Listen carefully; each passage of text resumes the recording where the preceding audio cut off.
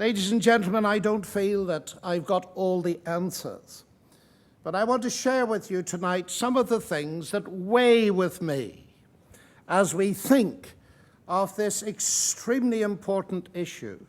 Which worldview is true, if any?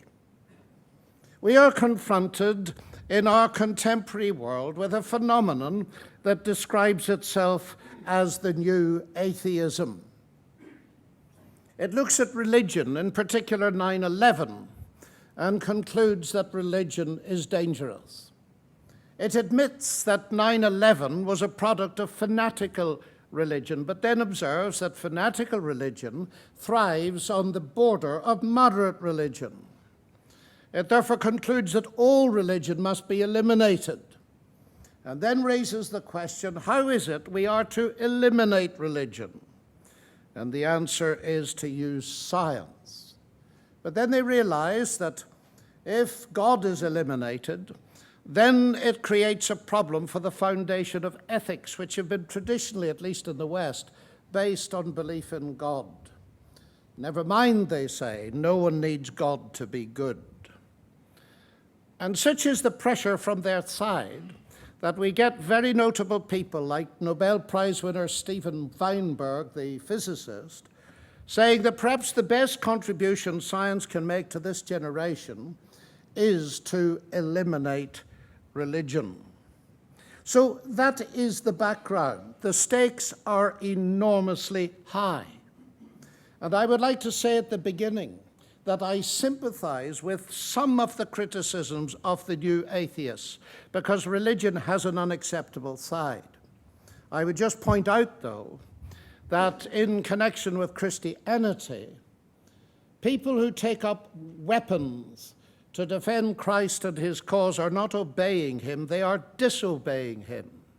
For he explicitly forbade his followers to do so for a very obvious reason. He claimed to be the truth. He'd come to bring a message of peace and forgiveness. And the one thing you clearly cannot do is to impose truth by force. So then we go into our subject and we point out first of all that the issue is not a simplistic conflict between science and belief in God. That is made very obvious by considering one of the most prestigious scientific projects, the Human Genome Project. On the left, you see a very famous picture of Jim Watson and Francis Crick in 1953 discovering the double helix structure of DNA. Jim Watson and Francis Crick won the Nobel Prize. And Jim Watson is an outspoken atheist. The second director of the Human Genome Project is Francis Collins, who you see on the right. Francis Collins is a Christian. And that very simple observation shows us, ladies and gentlemen, that the issue is not science versus belief in God. Both of these men are world-class scientists. The issue is deeper. It is between two worldviews.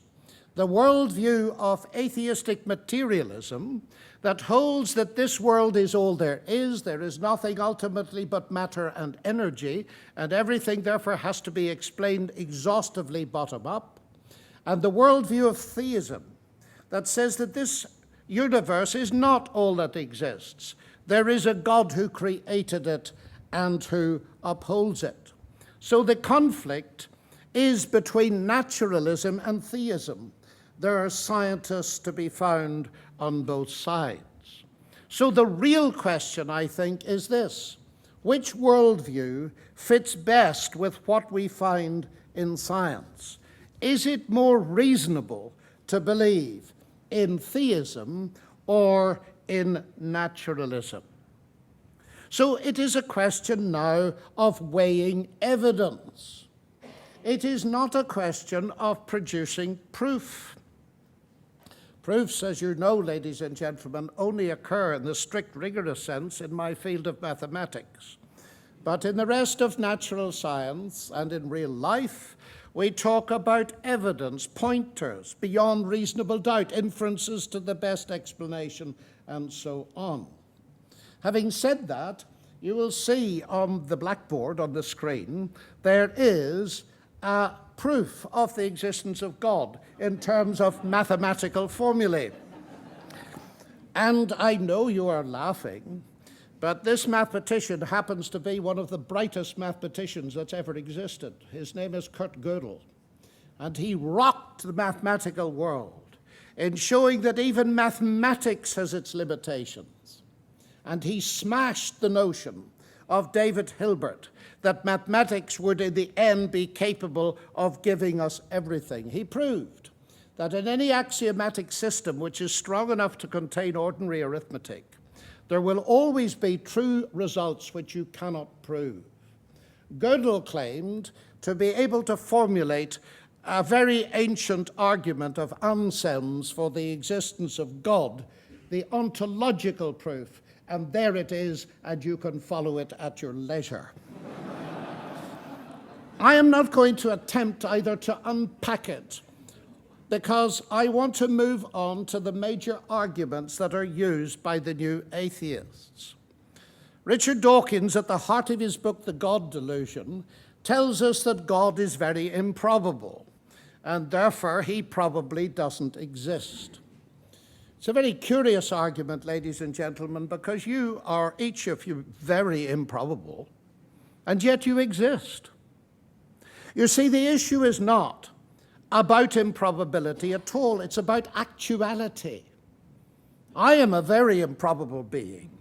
I exist. And the question is there evidence, not of my probability to measure it, but is there evidence of my actuality? And so when it comes to thinking about God, I would like to adduce several strands of evidence from various perspectives. First, the history of science, then the nature and the philosophy of science, and finally, the results of science. And the order is quite deliberate because I would like to argue this evening that the biggest arguments are not in details of cosmology or biology, but they lie at a far higher level than that.